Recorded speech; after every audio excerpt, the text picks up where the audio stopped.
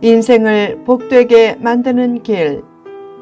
첫 번째, 시편 90편 1절에서 17절 말씀. 이제부터 시작이다. 어릴 때는 나이 많은 것이 부러웠다. 그때는 맞아가며 컸기에 어른이 되면 매를 맞지 않으니 빨리 어른이 되면 좋겠다고 생각했다. 그래서 한 살 더 먹는 것을 기분 좋게 여겼기에 설날은 설레는 날이었다. 먹고 살기 힘든 때에 1년에 한 번씩 떡국도 먹고 세뱃돈도 받으니 얼마나 설레는가. 그러나 나이가 들면서 한 살 더 먹는 것이 아쉽게 느껴진다. 서양 사람들은 성인에게 나이를 묻는 것을 신뢰로 여기고 특히 노인이라 불리는 것을 싫어한다.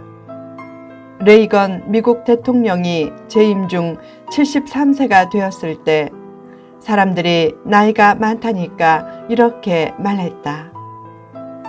저의 참된 인생은 40세부터 시작되었기에 지금 제 나이는 33세입니다.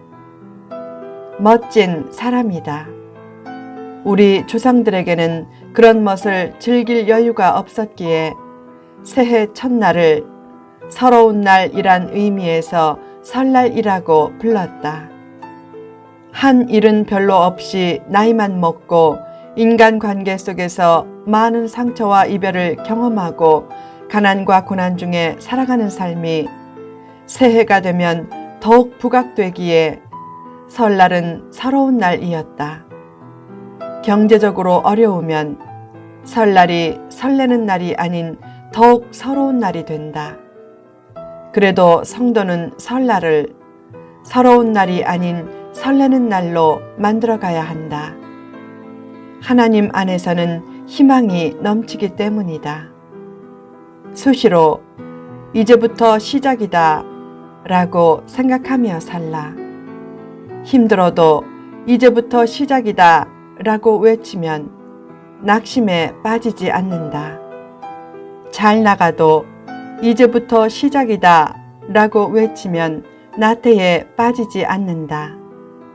성도는 예수님 안에서 새로운 피조물이 된 존재로서 새해를 맞을 때마다 가장 먼저 해야 할 말은 이제부터 시작이다 란 말이다. 그런 선포와 함께 늘 찬란한 꿈과 비전을 향해 담대한 믿음의 발걸음을 내디디라. 전도서를 보면 두 종류의 사람이 있다.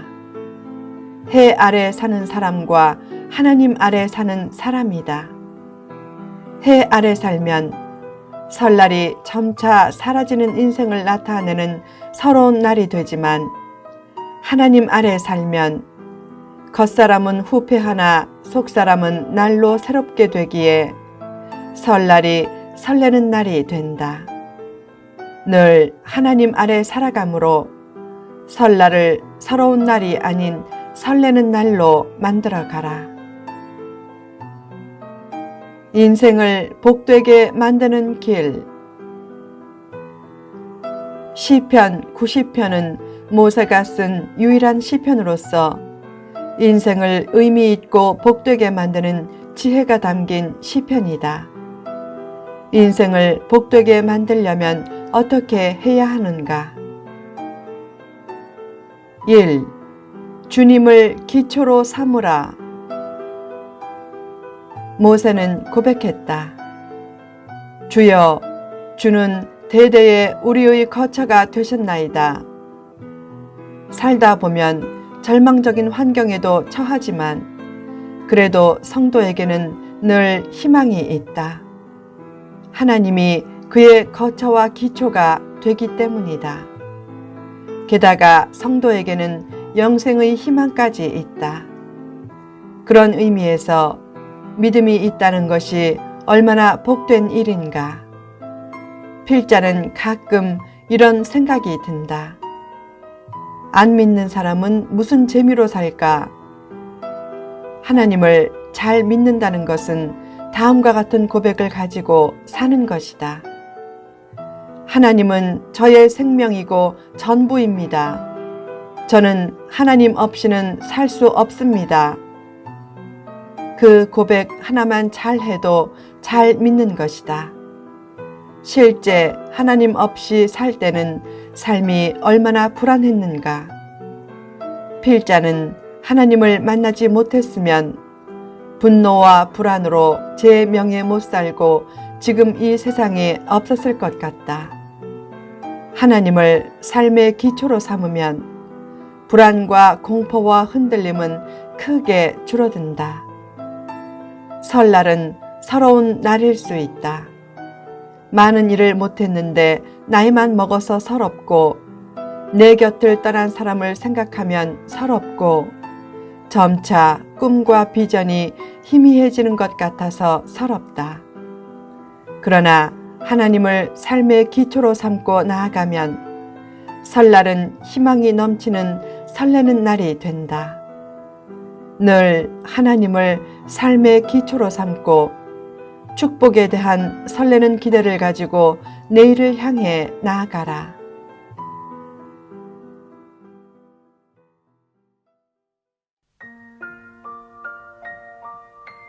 2. 매일을 충실히 살라.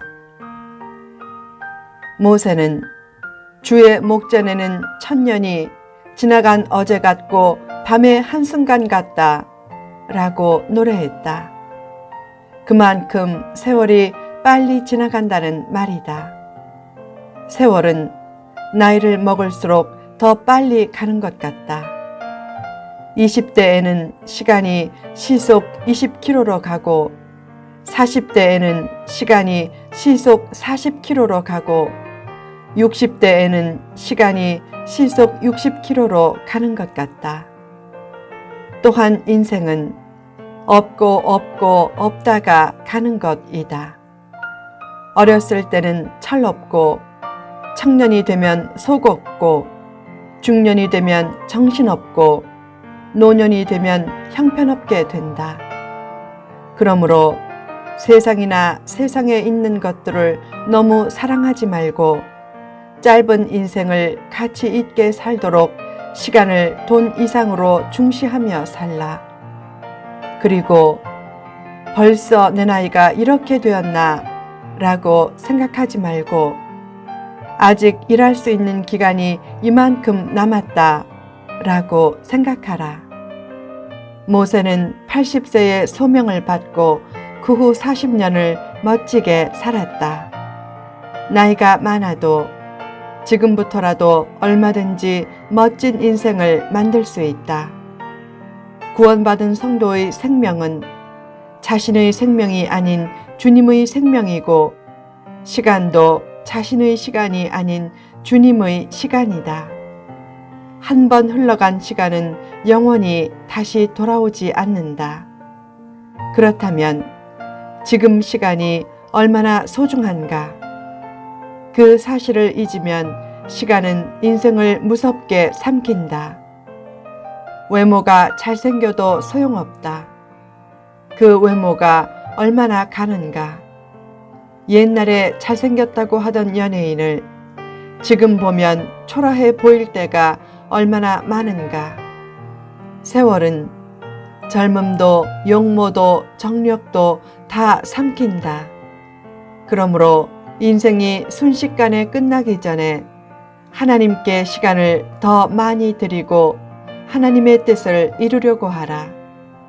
성경은 하나님의 뜻을 행하는 자는 영원히 거한다고 약속했다. 그러므로 매일을 소중히 여기라.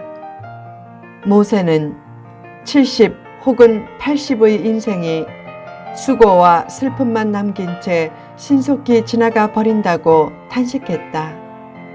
그러나 그는 곧바로 가장 의미 있는 삶을 살 수 있는 최선의 방법을 깨닫고 하나님께 기도했다. 우리에게 우리 날 계수함을 가르치사 지혜로운 마음을 얻게 하소서. 지혜가 무엇인가? 솔로몬은 지혜를 듣는 마음 혹은 분별하는 마음이라고 했다. 욥은 잠잠한 마음을 지혜라고 했다. 어떤 사람은 이해하는 마음이나 겸손한 마음을 지혜라고 했고, 어떤 사람은 지혜를 어둠 속에서도 잘 보는 부엉이의 눈과 같은 것이라고 했다. 그러나 역시 최고의 지혜는 나를 계수하는 삶을 사는 것이다. 그런 지혜로운 삶은 매일을 충실히 살아갈 때만 가능하다.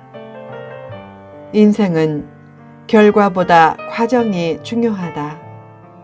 무엇을 성취함보다 매일의 충실함이 더 귀하기에 인생의 결과가 수고와 슬픔뿐이라도 매일의 삶에 충실했다면 그는 성공한 인생이다. 사람은 결과를 보지만 하나님은 과정을 보신다. 매일 최선을 다함으로 나를 계수하는 지혜를 가지라. 시간의 중요성을 아는 사람이 철든 사람이다. 철없는 사람은 시간이 많은 줄 알고 허비하다가 나중에 그때 조금만 더 열심히 할 걸 이라고 후회하지만 이미 늦다. 늘 시간을 잘 관리해서 아니 벌써 란 탄식보다는 아직 남았네 라는 기대로 인생을 살라. 나이가 50이 되면 못 사는 사람은 벌써 50세구나 라고 생각하지만 잘 사는 사람은 아직도 30년을 더 일할 수 있다 라고 생각한다. 그처럼 벌써 인생이 아닌 아직 인생으로 살면서 아직 내 찬란한 축복의 때는 오지 않았다 라는 마음을 가지고 시간을 아끼며 매일을 충실하게 살라. 후편에 계속됩니다.